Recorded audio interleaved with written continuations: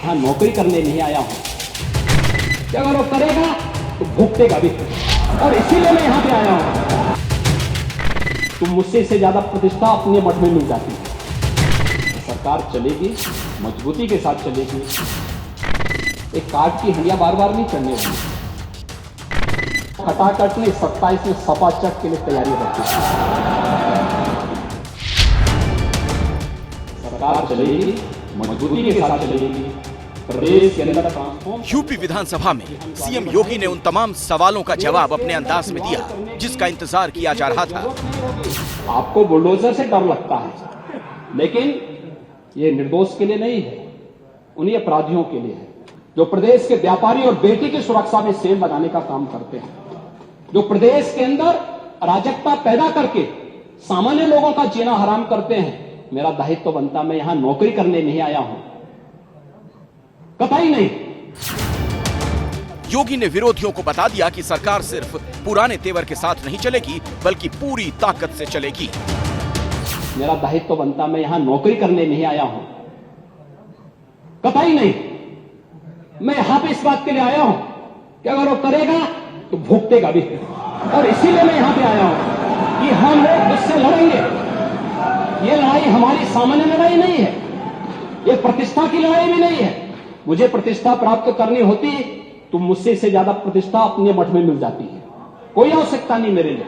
लेकिन इस प्रकार के गुमराह भरे तथ्यों को लेकर क्या पाते हैं आप लोग बोलते हैं। योगी के इस बयान को लेकर सुबह सुबह अखिलेश यादव ने सोशल मीडिया पर पोस्ट किया। अखिलेश ने लिखा, दिल्ली का गुस्सा लखनऊ में क्यों उतार रहे हैं? सवाल यह है, इनकी प्रतिष्ठा को ठेस किसने पहुंचाई?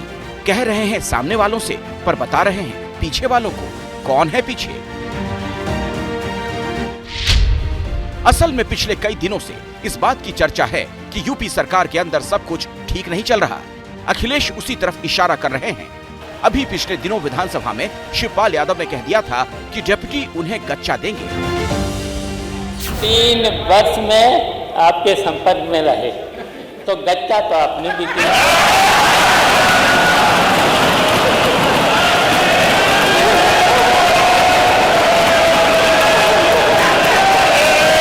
जब आपने गच्चा दिया तो उत्तर प्रदेश इस चुनाव में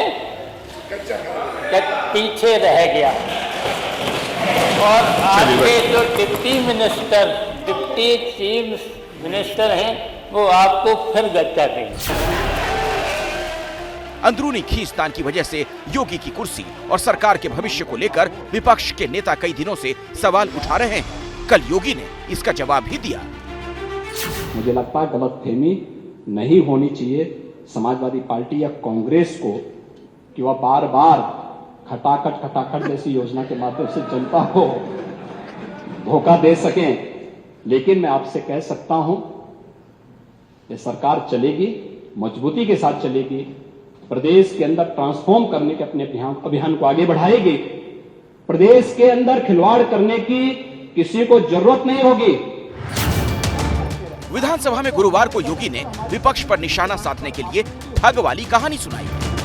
मुझे आप लोगों की बातों पर पंचतंत्र की कथा याद आती है, आपने सुनी होगी। 4 ठग थे। एक किसान एक बकरी लेकर के जा रहा था, तो चारों ठगों ने कहा कि इस किसान से बकरी कैसे ली जाए। तो हो सकता है कि उनको थोड़ा लोक लाज रही हो, तो उन्होंने कहा चलो छीन तो नहीं साथ कर पाएंगे, तो एक काम करते हैं, चारों अलग अलग जगह खड़े हो जाते हैं और अलग जगह खड़े होकर के हम लोग ये बोले कि भाई ये कुत्ते का बच्चा कहां लेके जा रहा है। उसको लगा कि भोला भाला किसान, अन्नदाता किसान, मेहनती किसान, उसको विश्वास हो गया यार एक व्यक्ति झूठ बोलेगा, लगता है कि मेरी दृष्टि दोष ही मुझे हो गया है, लगता है ये कुत्ते का बच्चा है। उसने फेंक दिया उसको। चारों ठगों का काम पूरा हो गया और चुनाव में खटाखट 1 लाख का बॉन्ड, 1 लाख का बॉन्ड कहां गया? योगी के इस तेवर वाले भाषण की चर्चा लखनऊ से लेकर दिल्ली तक पॉलिटिकल कॉरिडोर में हो रही है। शिवपाल जी भाग गए यहां से।